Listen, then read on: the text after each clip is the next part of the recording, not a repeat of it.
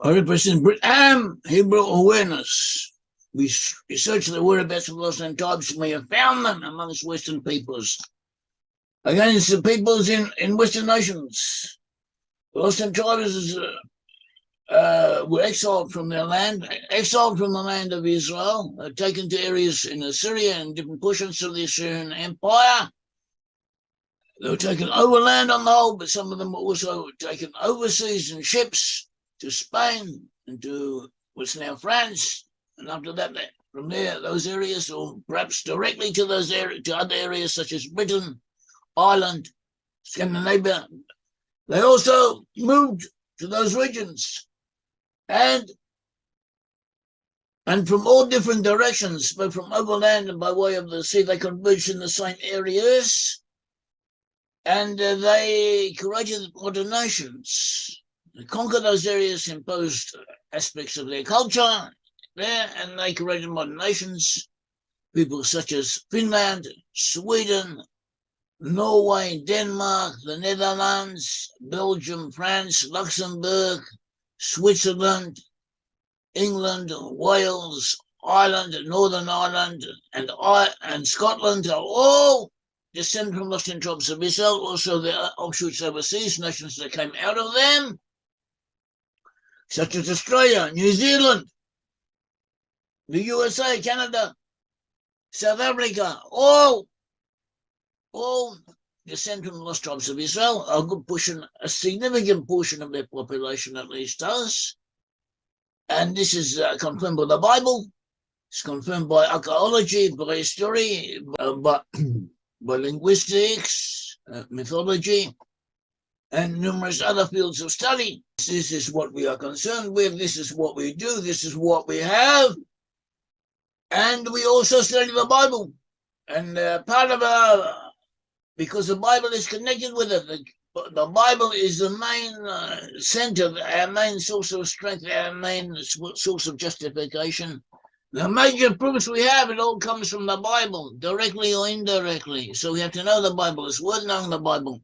The Bible also gave rise to Western civilization. All that is good today amongst humanity, all of that which is positive in Western civilization emanates from the Bible, from Scripture, from the Hebrew Bible. Also, all knowledge and anything that is good ultimately also comes from the Bible.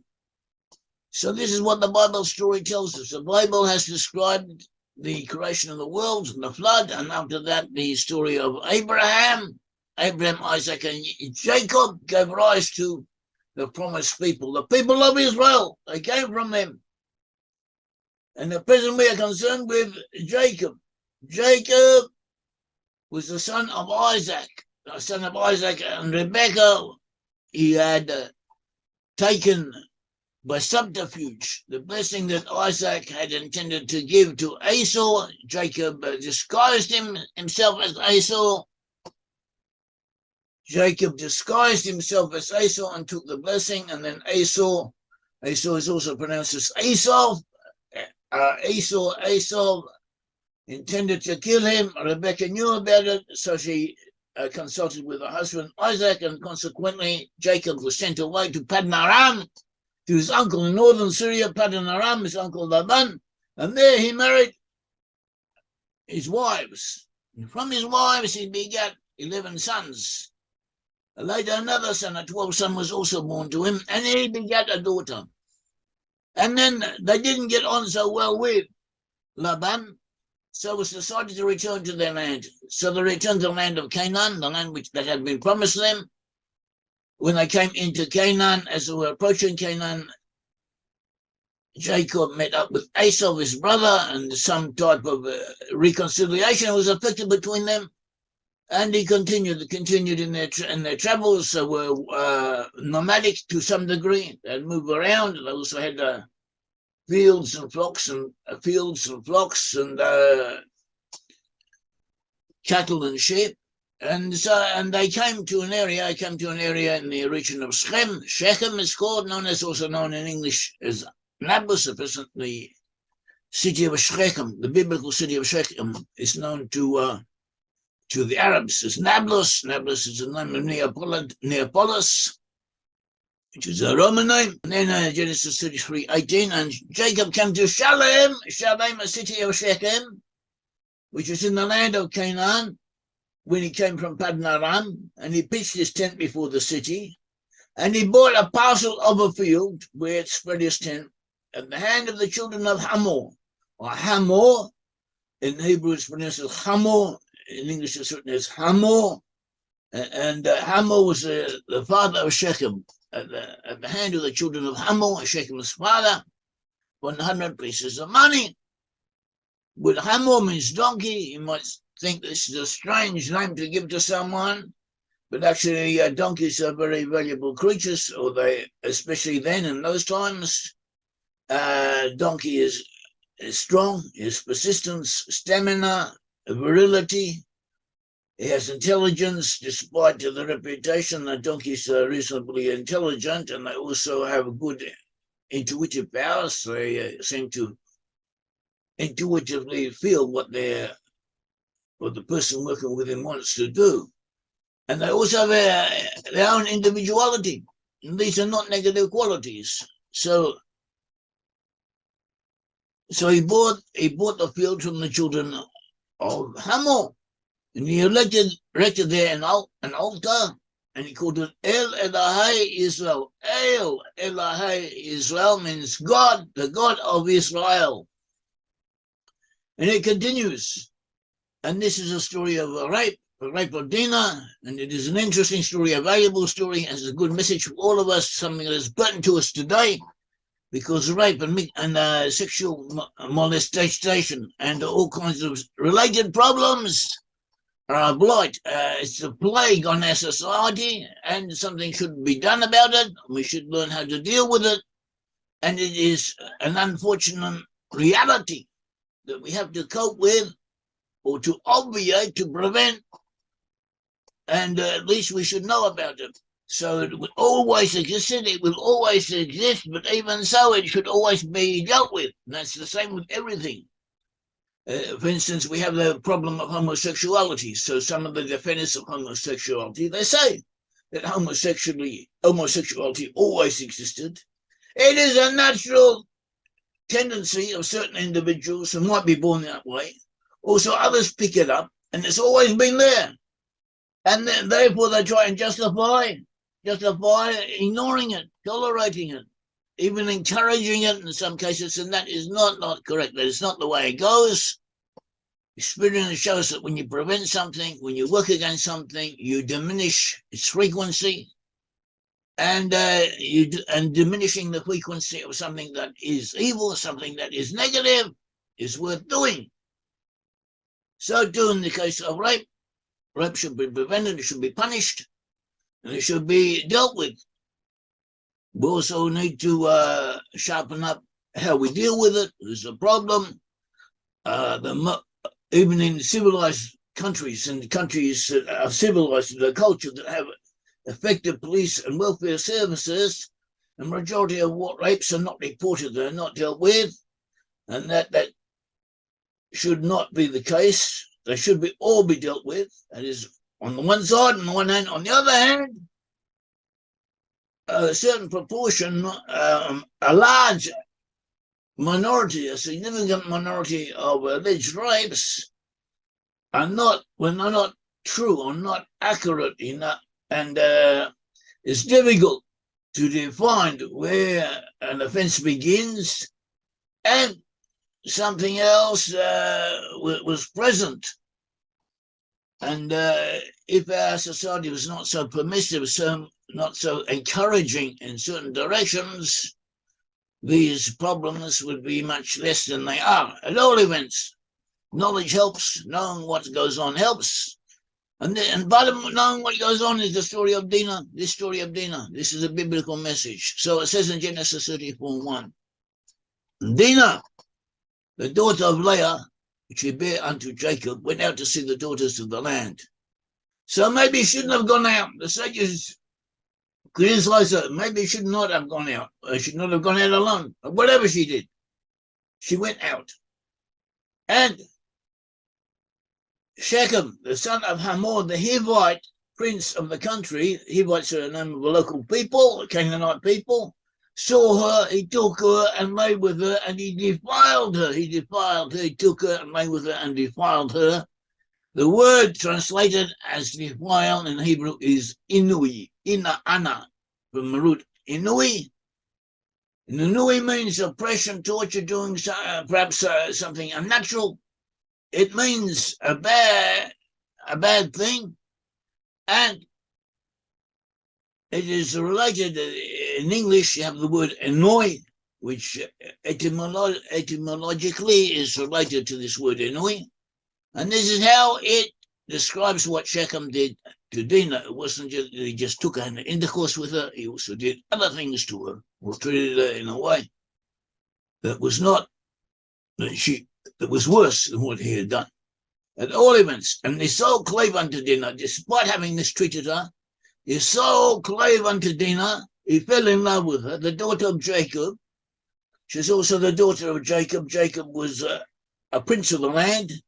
He was from an elevated family, and he probably had very refined characteristics, very elevated characteristics, very noble person, aristocratic type, and this has an attraction.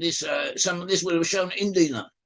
Saw that she was what we would say a superior type of person, and he fell in love with her after having mistreated her, and he loved the girl, and he spake kindly unto the girl, and this also shows the other way, the other direction. I have a lot of case studies, a known phenomenon, so-called Stockholm syndrome, and it says in these cases that we have here, young women are taken, sometimes raped, mistreated, and eventually they identify with the person who is doing these things to them. And there's a famous case of Patty Hearst that followed a similar pattern. She was kidnapped, mistreated, and in the end she joined the band of criminals who had kidnapped her.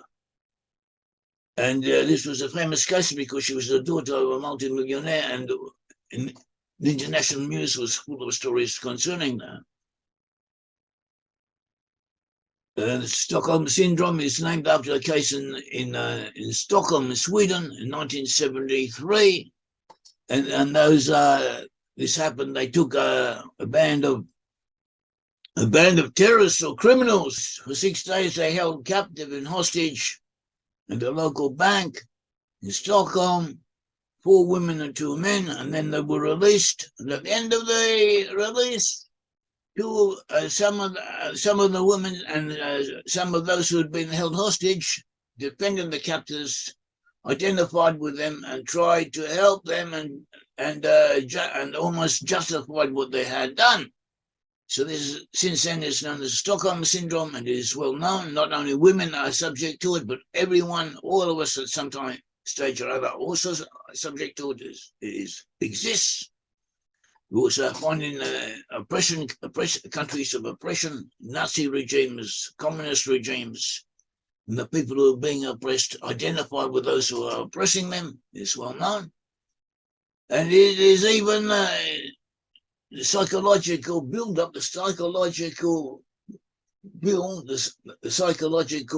inclination that comes into play is also used in the training of soldiers, elite soldiers, and not only elite soldiers, just soldiers in their initial training are taken to a place and treated very roughly, very sometimes savagely. They're very given, put set up in primitive conditions, shouted at, abused, insulted, chased here, chased there, physically exhausted, physically pushed, and asked to do all kinds of things that they would not normally do, and treated in a way they would not normally allow themselves to be treated in. And in the end, they begin to identify, they break down their individual identity, and they begin to identify that the people ruling over them. And also totalitarian regimes are similar. You have North Korea, where the people are treated terribly according to our standards, according to how we understand them. But the majority of the population seems to be loyal to the regime. They identify with the regime. So this is this is an aspect of human nature. And then so we're dealing now with Dinah, and it says that Dinah, that Shechem, the son of Hamor, he fell in love with Dinah after he had mistreated her. And then in Genesis 34:4, Shechem spake unto his father Hamor, saying, let this girl be my wife.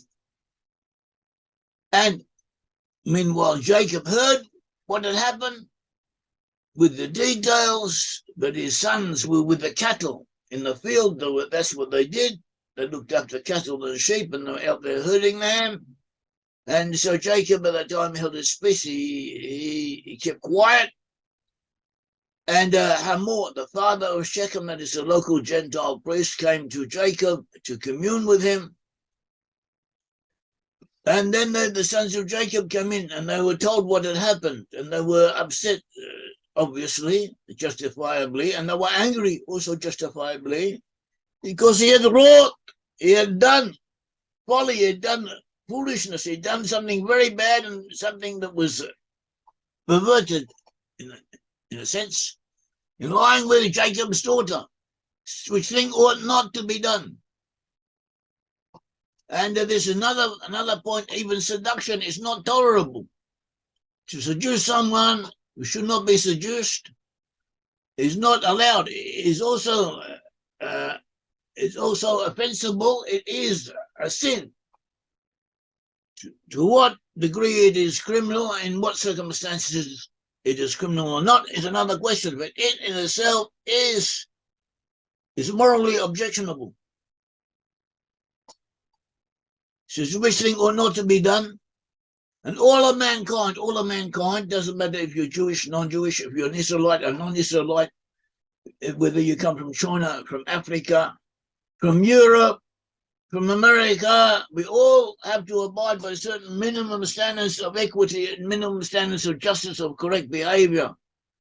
And if we transgress in these matters, then punishment should be instituted to try and keep people on the straight and narrow, because punishment has a place, even though it may or may not be pleasant to administer. It is needed.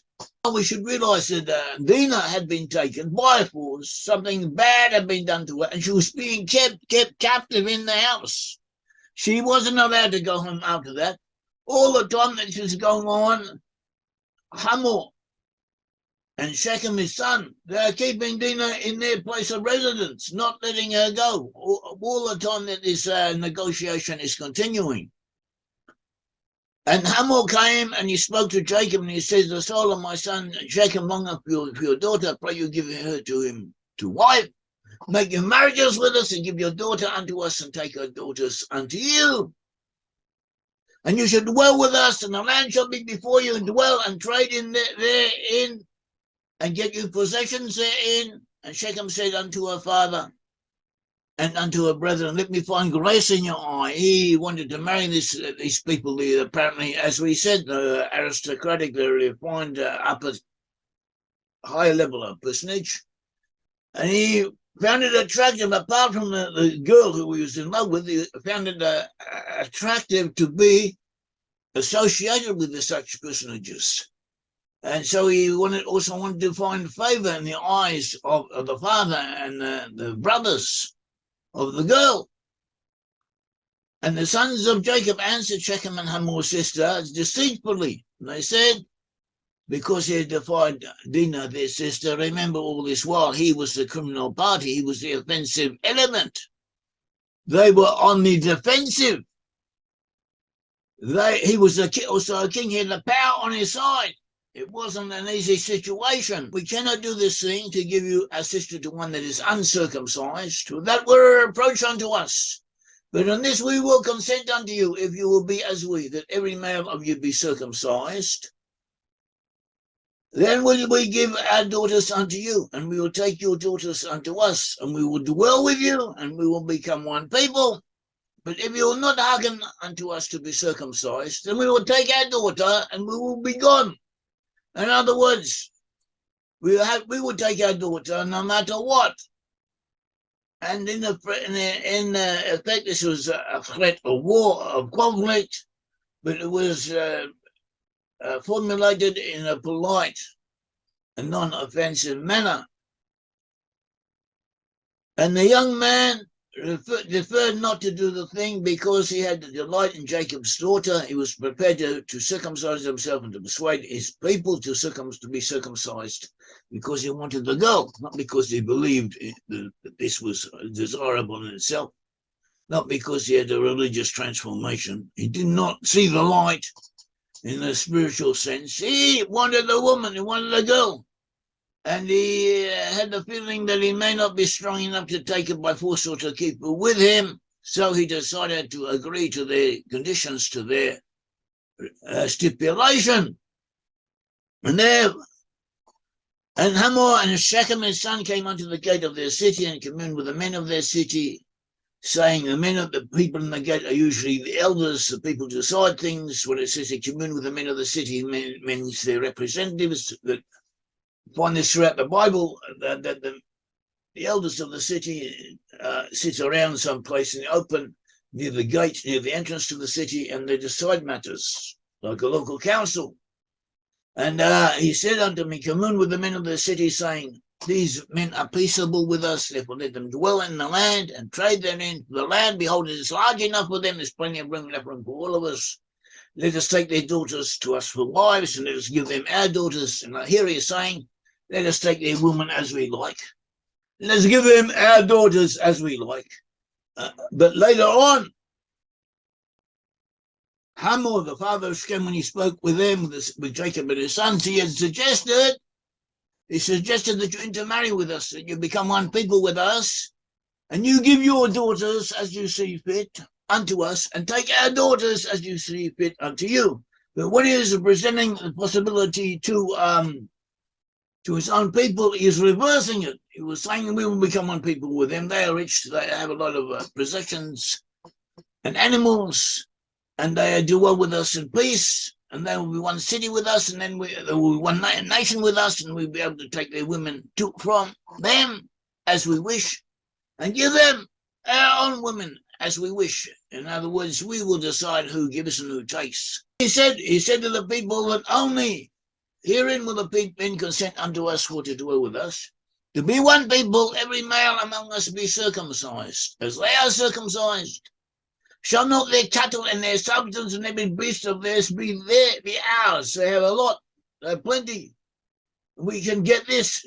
This will come into our hands if we do what they want now, and then after that, get what we want, and then after that, we can do what we like with what they have. So we see here that they also were planning treachery. They themselves were planning treachery in accepting this proposal. They wanted the sons Israel, there's Jacob, and his sons, to agree to them taking Dinah and living with them, and then they would and not resisting them, and then they would cause it to come about that they would take over everything. They would take over the women, and they would take over all the property and all of the livestock and everything else. That is already can be seen here, that this is what they were planning to do. And it continues, and they agreed and they did it. Genesis 34:24. And unto Hamor and to Shechem his son, hearkened all that went out of the cattle of his city, and every man was circumcised, all that went out of the gate of his city. 34:25 Genesis, and it came to pass on the third day when they were sore, and that two of the sons of Jacob, Simeon and Levi, the two sons of Jacob, two of the 12 sons of Jacob, Simeon and Levi, Dinah's brethren, the brothers of Dinah. Dinah was their sister, and they acted like she was their sister. She was important to them. Took every man his sword and came upon the city boldly and slew all the males. They killed all the men. And they slew Hamor and Shechem his son with the edge of the sword, and they took Dinah out of Shechem's house and went out. So remember, we see here that Shechem and his son had illegally, immorally abducted and raped and mistreated their sister, the daughter of Jacob, who was apparently very young at the time and defenseless, vulnerable. And they'd done to her as they wished to do, and now they had agreed to the conditions of Jacob. Why had they agreed to the conditions of Jacob? Because they wanted the women of the household for themselves, and they wanted the livestock and all the property that these people had with them, and apparently they would have also murdered them once they got the opportunity, because this, as we will see later, this area had a reputation for murdering. So what was done to them, it was more a preemptive act. They did, what was done to them was what they intended to do to the others.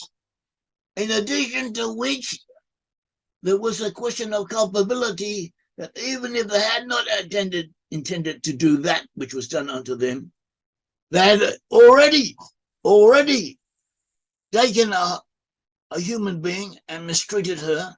And this is not just an ordinary human being, even though an ordinary human being should also not be mistreated, but this was someone who, the daughter of Jacob, the daughter of a prince, the daughter of a local king, of an outstanding family. And this is not something that you should really expect to get away with easily. And Midrash Tanchuma also mentions that the city of Shechem was a place had some type of jinx on it, or maybe it did, maybe it did not. I was once spent a few months in the Shechem, in the army, and I quite liked the area. It has a unique atmosphere of its own, and it became a very important city in biblical times. And it is attractive. There's something about the city that is attractive. The climate is beneficial, benign, and is at all events, but nevertheless, in traditions, different traditions are not so favorable towards it. Midrash Tanchuma seems to say there's a type of jinx associated with it. The captive of Dinah took place at Shechem. Joseph was sold there into slavery at Shechem. The kingdom of David was split at Shechem. That is, after King David died, his son Solomon took over. After Solomon took over, Rehoboam became king, but the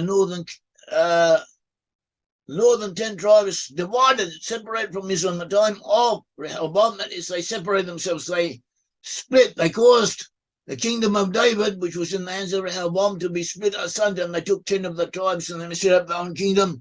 And that rebellion began at Shechem. And also Jeroboam at first set up his whole apparatus of the 10 tribes, and he established idolatry, and he caused the people of Israel to commit sin, to commit idolatry, and caused a great many problems and tribulations that came upon the people of Israel because of him.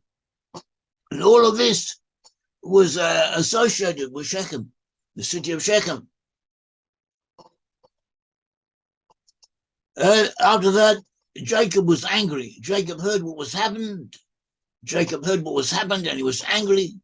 34:30, and Jacob said to Simeon and Levi, "You have troubled me to make me stink among the inhabitants of the land, among the Canaanites and the Perizzites, and being few in number, they shall gather themselves together against me and slay me, and I shall be destroyed and my house." So later on we'll see that Jacob also condemned Simeon and Levi because of the moral implications that they had dealt falsely, even though the people they had dealt falsely with deserved it and had brought it upon themselves. Jacob also criticizes them later on for that. But the main force of his emphasis, the main force emphasis of his criticism is against the danger he had caused to come upon them, because there's only a few people around him, and he will antagonize all the people around who were related to those who had been killed, and they would come and kill him. And then the whole family, the whole little tribal unit was in danger of being massacred. So that was that is why they reproved Simeon and Levi. Later on, he says that Simeon and Levi are brethren, their brothers, instruments of cruelty in their habitations. He also said that in addition to what they've done, or possibly in light of what they had done, they have tools. They were used as instruments, actually tools, clear hammers, tools of cruelty in their habitations. Word translated as habitations can also mean livelihood, their way of life. So these brothers, whatever they had done, they had an inclination. It was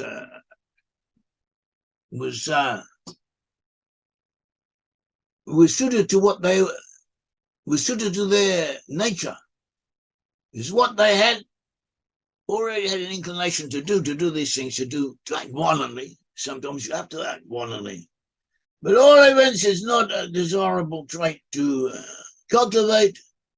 It's just something they had done, and therefore they were later condemned for it. See Genesis 49:5. He says, Genesis 49:6, concerning Simeon and Levi, my soul come not into their secret and into their assembly, mine honor be not united with them. For in their anger they slew a man, and in their self-will they dig down a wall.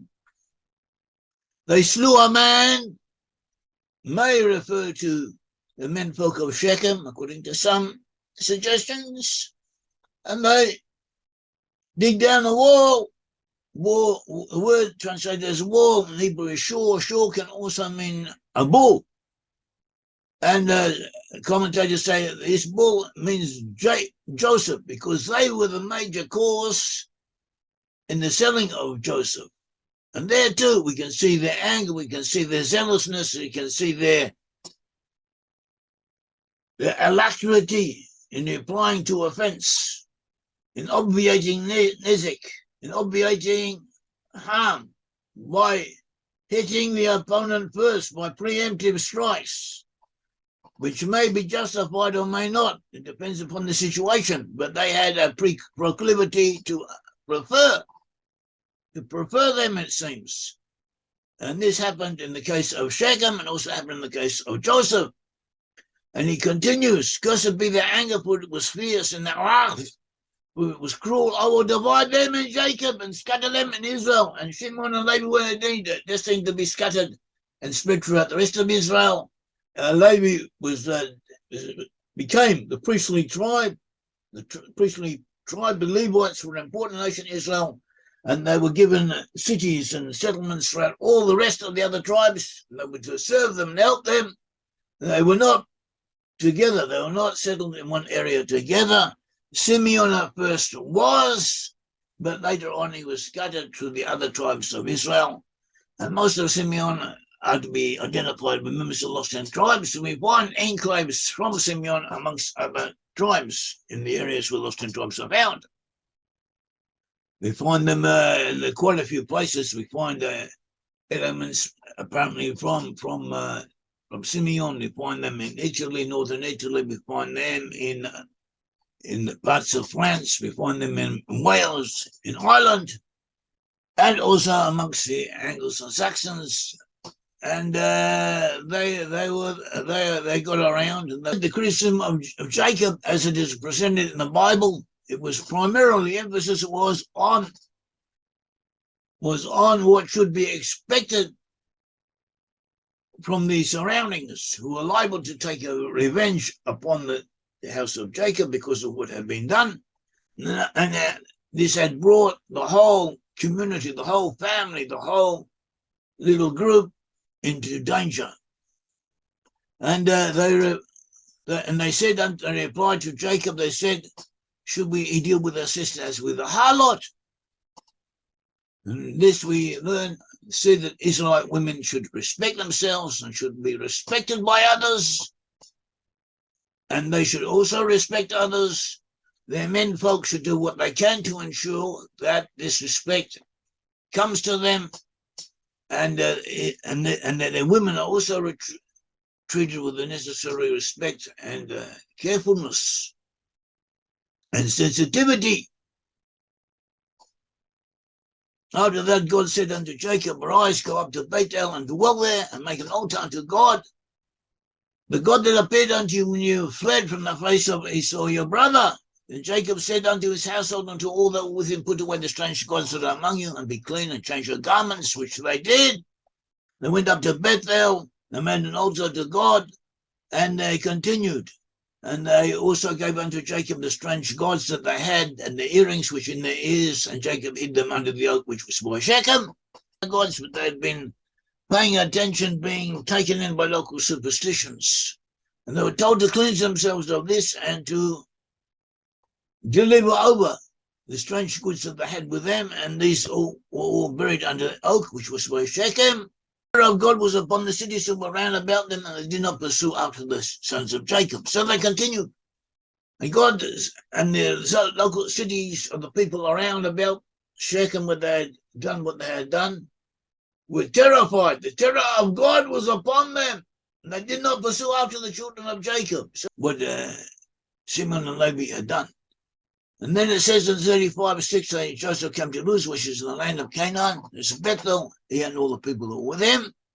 And he built there an altar and called the place El Bethel, as the God of Bethel, because their God appeared unto him, and he fled from the face of his brothers. It was when Jacob had fled from the hand of Esau. Genesis 35:9, God appeared to Jacob again. God appeared unto Jacob again when he came out of Paddan Aram, and he blessed him. God said unto him, your name is Jacob. That is the first time. And God appeared unto Jacob again when he came out of Paddan Aram, and he blessed him. That is when Jacob had fled from Esau, his brother, before he'd gone to Laban. God had appeared to him, and now, once again, God appears to him. He says that when he appeared unto Jacob again, 35:9. God said unto him, your name is Jacob, your name shall not be called anymore Jacob, but Israel. Israel shall be your name, and he called his name Israel. And God said unto him, I am God Almighty, be fruitful and multiply, a nation and a company of nations shall be of you, and kings shall come out of your loins. Kings shall come from you. To be fruitful and multiply, we should all try and have as many children as possible, while we can, when we can, as well as we can. A nation this could apply to America, because the USA today, we understand it to be the center of the Israelite nations, the major nation where the majority of the Israelite tribes are concentrated in our time. This is a nation, a company of nations, means primarily Britain and the daughters, and also after that the other tribes from the lost tribes, and they will be apparent in the end times. We are close to the end times, or at least today we are closer than we were yesterday, but we are close, apparently, and this was part of the prophecy. It also says, kings shall come of you, kings shall come of you. So this can mean several rulers, it can also mean monarchs, people to consider monarchs.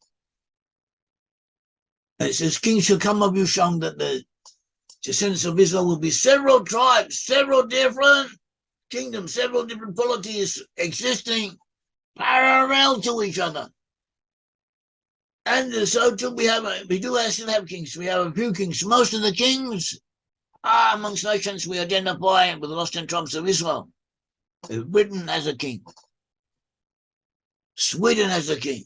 Norway has a king. Denmark has a king. The Netherlands has a king. Belgium has a king. Luxembourg has a king.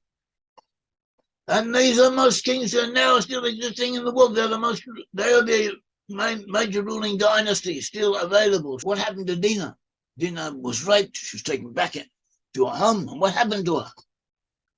And where Ephraim and Manasseh here, the sons of Joseph, the forefathers of the British and American nations, were they somehow or other also descended from Dinah? So these are different legends. You can take them or leave them, but it's interesting. Different traditions exist concerning the fate of Dinah. One says that Dinah became the wife of Job, and wife of Job in the book of Job, when she berated Job for continuing to keep his faith in God Almighty despite the disasters that he had suffered from. Another tradition says that Dinah married Simeon. Simeon was the brother that would have been incest. In that time would be considered incest. At that time, before the giving of the Torah, and in this local situation, was apparently permitted. Under certain circumstances, it was allowed. It only later, possibly because nature changed, when it became, whatever the reason, for reasons that God knows, was changed, and incest became forbidden. Or a supplementary tradition that says that from the union of Dinah and Shechem was born a daughter. A daughter was born to Dinah from Shechem, before Shechem was killed. He caused her to become pregnant, and a daughter was born.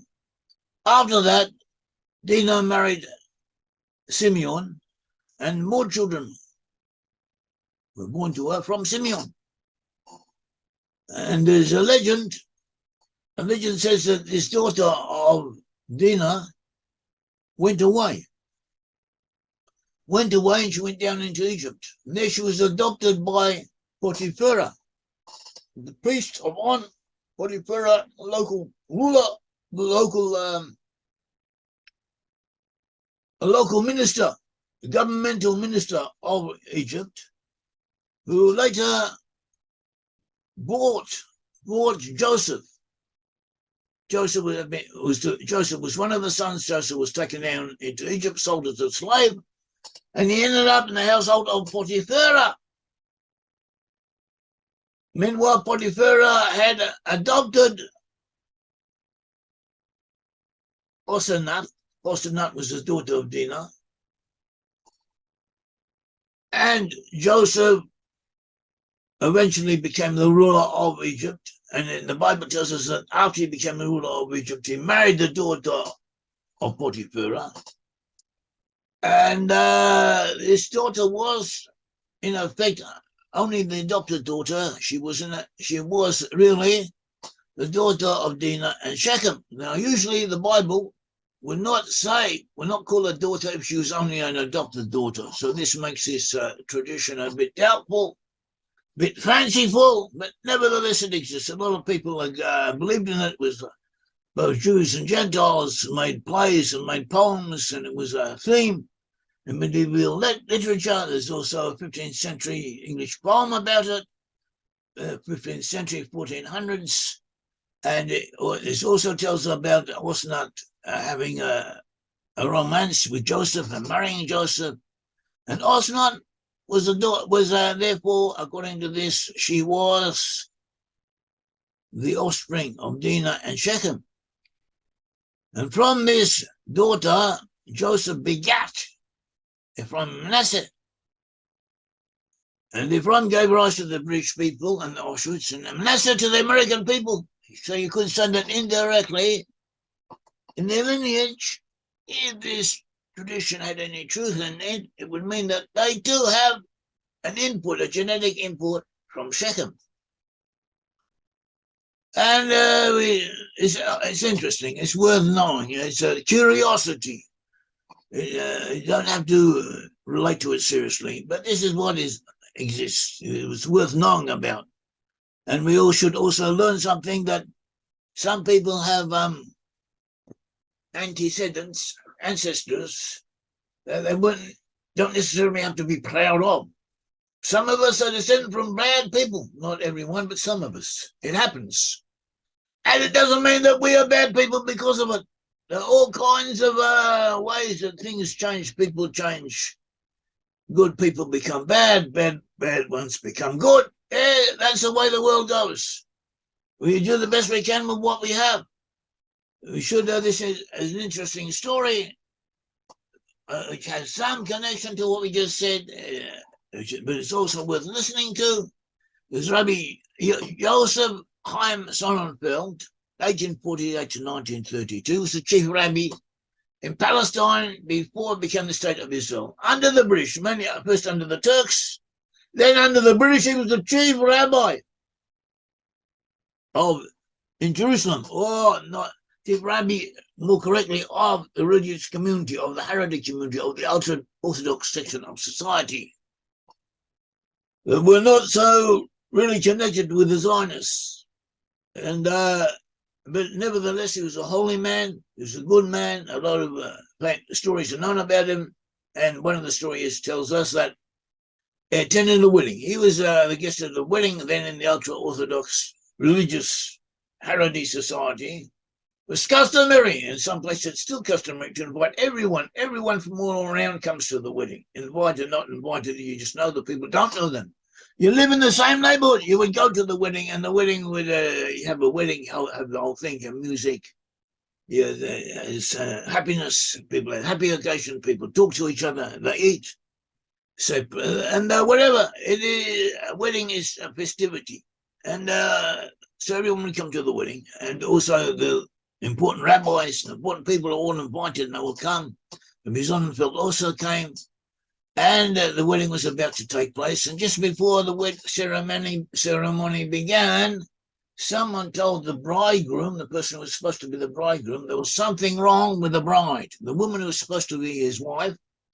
There was something wrong with the lineage. Something wasn't as kosher as it should be. It was okay, but it wasn't as kosher as he would normally, as would have expected.